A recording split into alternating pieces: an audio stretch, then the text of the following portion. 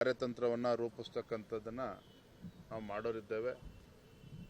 ಚುನಾವಣಾ ಚಾಣಕ್ಯರ ಅಂತ ಪ್ರಖ್ಯಾತಿ ಹೊಂದಿರತಕ್ಕಂಥ ಸನ್ಮಾನ್ಯ ಅಮಿತ್ ಶಾಜಿಯವರ ಸಲಹೆಗಳನ್ನು ಕೂಡ ನಾವು ಪಡೆಯುತ್ತೇವೆ. ಸಿಎಂ ಸಿದ್ದರಾಮಯ್ಯ ಅವರ ತವರು ಜಿಲ್ಲೆಯಲ್ಲೇ ಮೊದಲ ಈ ಒಂದು ಸಭೆ ಆಗ್ತಾ ಇದೆ ಲೋಕಸಭೆಗೆ. ಕಾಕತಾಳೀಯನ ವಿಶೇಷನ ಅಥವಾ ಇಲ್ಲಿಂದಲೇ ಶುರು ಮಾಡಬೇಕು ಅಂತ? ವಿಶೇಷತೆ ಏನಿಲ್ಲ.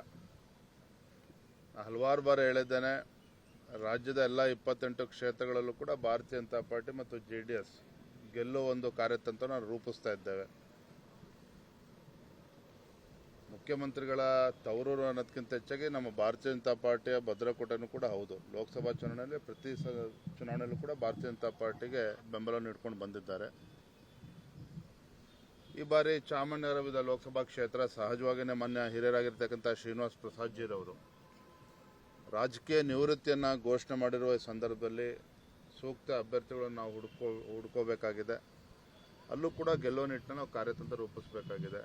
ಮಂಡ್ಯದಲ್ಲಿ ಬದಲಾದಂಥ ವಾತಾವರಣ, ಬಹುಶಃ JDS ಪಕ್ಷದವರು ಆ ಸ್ಥಾನವನ್ನು ಅವ್ರಿಗೆ ಬಿಟ್ಕೊಡ್ಬೇಕು ಅನ್ನುವ ಚರ್ಚೆಗಳು ನಾವು ಕೂಡ ಟಿವಿಗಳಲ್ಲಿ ನೋಡ್ತಾ ಇದ್ದೀವಿ, ದೃಶ್ಯ ಮಾಧ್ಯಮಗಳು. ಅಧಿಕೃತವಾಗಿ ನಾವು ಕೂಡ ಆ ವಿಚಾರವು ಚರ್ಚೆ ಆಗಿಲ್ಲ. ಹಾಗಾಗಿ ಎಲ್ಲ ವಿಚಾರಗಳು ಕೂಡ ಸಮಗ್ರವಾಗಿ ಇಂದಿನ ಕೋರ್ ಕಮಿಟಿ ಮತ್ತು ಎಲ್ಲ ಪ್ರಮುಖರ ಸಭೆಯಲ್ಲಿ ಕ್ಲಸ್ಟರ್ ಮೀಟಿಂಗ್ ಎಲ್ಲವೂ ಕೂಡ ಚರ್ಚೆ ಆಗ್ತದೆ. ಮೈಸೂರು ವಿಭಾಗಕ್ಕೆ ಬಂದರೆ 4 ಕ್ಷೇತ್ರ ತಾವೇನು ಹೇಳ್ತಿದ್ದಾರೆ, ಒಬ್ಬರೇ BJP ಶಾಸಕರು.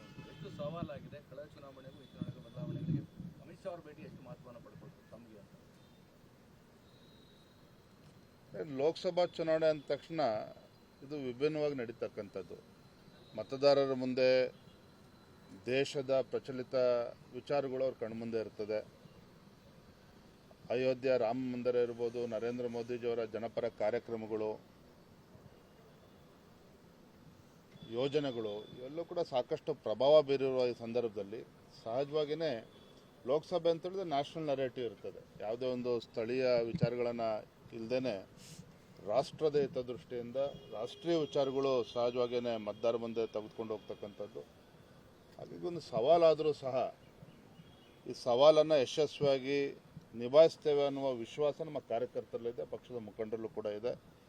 ಕಳೆದ ವಿಧಾನಸಭಾ ಚುನಾವಣೆಯಲ್ಲಿ ಏನೇ ಹಿನ್ನಡೆ ಆದರೂ ಅದೆಲ್ಲ ಕಹಿ ಘಟನೆಗಳನ್ನು, ಕಹಿ ನೆನಪುಗಳನ್ನು ಮರೆತು ನವ ಉತ್ಸಾಹದೊಂದಿಗೆ ನಮ್ಮ ಎಲ್ಲ ಕಾರ್ಯಕರ್ತರು ಲೋಕಸಭಾ ಚುನಾವಣೆಯಲ್ಲಿ ಇವತ್ತು ತಯಾರಾಗಿದ್ದಾರೆ.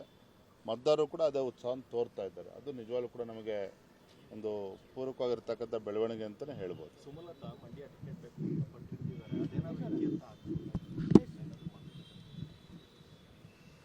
ಆ ವಿಚಾರ ಎಲ್ಲವೂ ಕೂಡ ದೆಹಲಿಯಲ್ಲಿ ಚರ್ಚೆ ನಡೀತಾ ಇದೆ. ಸೊ ಮಾನ್ಯ ರಾಷ್ಟ್ರೀಯ ಅಧ್ಯಕ್ಷರ ಮನಸ್ಸಿನಲ್ಲಿ ಏನಿದೆ, ಏನು ವಿಚಾರಗಳು ಚರ್ಚೆ ಆಗಿದೆ ಯಾವುದೂ ಕೂಡ ನಮಗೆ ಮಾಹಿತಿ ಇಲ್ಲ. ಬಂದಂತ ಚರ್ಚೆ ಮಾಡ್ತೇವೆ. ಸರ್, ಇವತ್ತು ಸಹ ಮೈಸೂರು ಕಾಂಗ್ರೆಸ್ ಅವರು ನನ್ನ ತೆರಿಗೆ ನನ್ನ ಹಕ್ಕು ಪ್ರತಿಭಟನೆ ಅಭಿಯಾನವನ್ನು ಮಾಡ್ತಾರೆ. ಅಮಿತ್ ಶಾ ಅವರ ಆಗಮನಕ್ಕೆ ವಿರೋಧವನ್ನು ವ್ಯಕ್ತಪಡಿಸಿ ಅಭಿಯಾನ. ನನ್ನ ತೆರಿಗೆ ನನ್ನ ಹಕ್ಕು ಅಲ್ಲ, ತಮ್ಮ ವೈಫಲ್ಯಗಳನ್ನು ಮುಚ್ಚೆ ಹಾಕಿಕೊಳ್ತಕ್ಕಂಥ ಒಂದು ಪ್ರಯತ್ನವನ್ನು ರಾಜ್ಯದ ಕಾಂಗ್ರೆಸ್ ಪಕ್ಷ ಮತ್ತು ಕಾಂಗ್ರೆಸ್ ಸರ್ಕಾರ ಮಾಡ್ತಾ ಇದೆ. ಭಾರತೀಯ ಜನತಾ ಪಾರ್ಟಿ ಹಲವಾರು ಬಾರಿ ಪ್ರಶ್ನೆಯನ್ನು ನಾವು ಎತ್ತಿದ್ದೇವೆ. ಮಾನ್ಯ ಮುಖ್ಯಮಂತ್ರಿಗಳಿಗೆ, ಮಾನ್ಯ ಉಪಮುಖ್ಯಮಂತ್ರಿಗಳಿಗೆ, ಸಚಿವರುಗಳು ನಾವು ಕೇಳ್ತಾ ಇದ್ದೇವೆ, ನಿಮ್ಮ ಸರ್ಕಾರ ಬಂದು 8 ತಿಂಗಳಲ್ಲಿ ಯಾವುದಾದ್ರು ಒಂದು ರಾಜ್ಯದ ಅಭಿವೃದ್ಧಿಯ ದೃಷ್ಟಿಯಿಂದ ಕೈಗೆತ್ಕೊಂಡಿರ್ತಕ್ಕಂಥ ಅಥವಾ ಘೋಷಣೆ ಮಾಡಿರ್ತಕ್ಕಂಥ ಒಂದು ಯೋಜನೆಯನ್ನು ನೀವು ತಿಳಿಸಿ ಅನ್ನೋ ಮಾತನ್ನು ಪ್ರಶ್ನೆಯನ್ನು ಮಾಡ್ತಾ ಇದ್ದೇವೆ. ಇಲ್ಲಿವರೆಗೂ ಆ ಪ್ರಶ್ನೆಗೆ ಉತ್ತರವನ್ನು ಸಿಕ್ಕಿಲ್ಲ. ಅರ್ಥಾತ್ ಈ ಸರ್ಕಾರ ಬಂದು 8-9 ತಿಂಗಳಲ್ಲಿ ಯಾವುದೇ ಒಂದು ಯೋಜನೆಯನ್ನು ಘೋಷಣೆ ಮಾಡದೇನೆ, ಅಭಿವೃದ್ಧಿ ಕೆಲಸಗಳನ್ನು ಕೈಗೆತ್ಕೊಳ್ದೇನೆ ಒಂದು ಅಭಿವೃದ್ಧಿ ಶೂನ್ಯ ಸರ್ಕಾರವನ್ನು ಮೊದಲ ಬಾರಿಗೆ ರಾಜ್ಯದ ರಾಜಕೀಯ ಇತಿಹಾಸ ನಾವು ನೋಡ್ತಾ ಇದ್ದೇವೆ. ನಿಜವಾಗ್ಲೂ ಕೂಡ ದುರಾದೃಷ್ಟ.